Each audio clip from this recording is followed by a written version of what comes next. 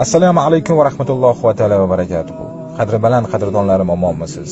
Ro'zani yakuniga bir hafta qolgandan boshlab kechirim so'ramoq va minnatdorman deyish lozim. Shuning uchun men sizdan kechirim so'rayman va boringizga shukr deyman. Bu SMSni uzr so'rab, boringizga shukr demoqchi bo'lgan insonlaringizga jo'nating. Shunchaki ularning borligi uchun va menga ham jo'nating.